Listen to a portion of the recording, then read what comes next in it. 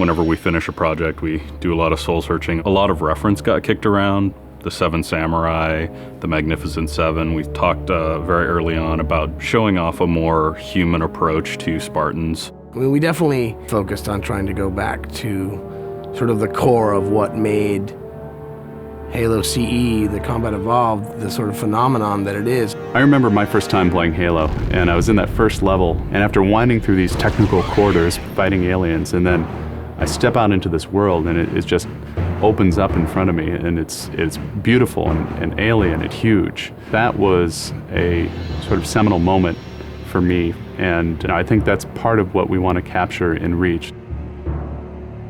Something that was core to the game at the beginning was that sense of wonder and exploration. We started with a series of events. We basically set out like, okay, from this date on Reach to this date, we built a military campaign. We all had a desire to really flesh out the backstory of what happened prior to Master Chief and Cortana even entering the picture. We knew there were other Spartans, and it just seemed like such a rich area to tell a character-driven story with new characters. We wanted this team to feel like a Delta Force type team that are usually a smaller number. Why are we not seeing explosives residue? This particular team, Noble Team, they've survived by staying together.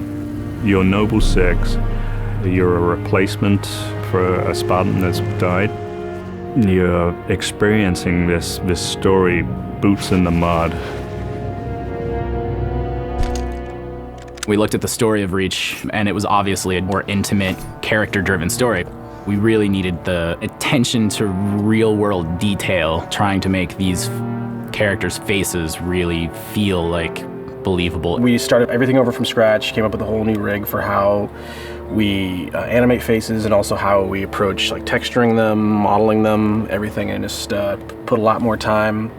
Difference about a couple million polygons. We absolutely want Reach to tell a human story, and that's going to require us to invest significantly into higher fidelity models, much more open environments, larger numbers of AI than ever before in a Halo game. To pull off the vision for what we had for this game, we ended up gutting almost every part of the engine, retooling things to make it run faster, to make it run better, it looked better. We had to throw out all of our technical systems. We had to then throw out the content that went with it because that content didn't represent the new bar we were going for. Copy that, on our way. Don't need command to tell me. Been on hers half my life. Let's shoot it. We've got a great team of guys, and they could take motion capture and they could make the poses way more dynamic, way more expressive. Those changes bring out the life, they bring out the style of our characters. We had probably 4 times the amount of polygons to play with this time around, which gave us a lot more freedom and creativity in what we wanted to achieve. When you look at total engineers that are actually putting code that are actually affecting this game, I mean, it's massive, 30 plus guys, it's crazy.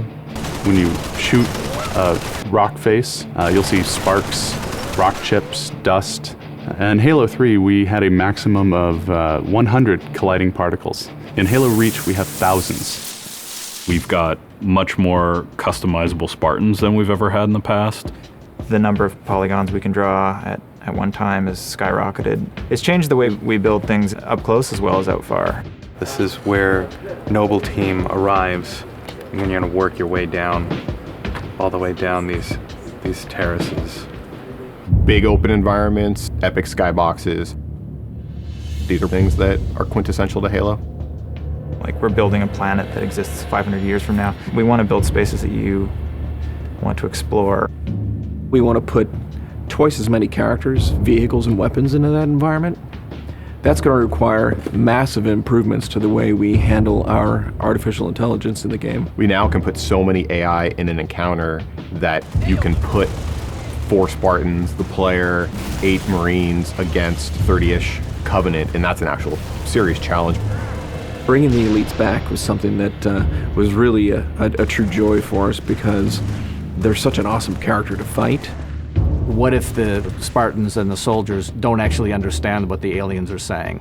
What's that going to feel like? What if we can get back to having the aliens feel really alien and threatening? these people and this planet and this story deserve something new and different. Just a different underlying sense of tragedy, heroism. We're rebuilding everything from the ground up. You have to walk this very fine balance. We want to add new things, but we don't want to rough up anybody's baby. I mean, that's the whole thing about the crazy sausage that is Bungie's Halo Reach ODST universe, is that we've sort of developed this gameplay that every person sort of has the different things about it that they like, and I still think that we still struggle to figure out exactly what, like what can we add or remove without pissing off certain people in the population. We looked at the Halo 3 assault rifle, and it really does feel kind of dated. It fit the tech then, but now we have all of these new polygons to play with. We went to a lot of trouble to sort of ground the weapons and the vehicles more in this sort of more real, more gritty world. We refined a lot of the weapons to push them into their particular role, and that role is defined a lot by range and the range of combat that you're going to play. For instance, the DMR, which is a sort of medium to long range suppression marksman rifle. It's going to be a sandbox game. It's not going to be a carefully scripted game where every movement of the AI is controlled by a mission designer. It's much broader than that. It allows the player to deal with encounters in their own specific way. There's definitely going to be offhand grenade throwing. There's definitely going to be vehicles. There's definitely going to be a large number of weapons that are incredibly powerful, incredibly accurate, that allow the player to feel like a badass. Now, if you melee him in the back of the head like you really mean it, you're holding down on the button, you will launch into this more elaborate animation sequence. It's going to be a very different campaign experience for people overall. We're doing stuff in the campaign that people absolutely won't expect from a Halo game. Bigger battles, brand new cast of characters. An incredibly ambitious game. Every neuron in my head is firing with just reach, reach, reach. We knew from the beginning what the end was going to be. This is the definitive Halo made by the people who created Halo.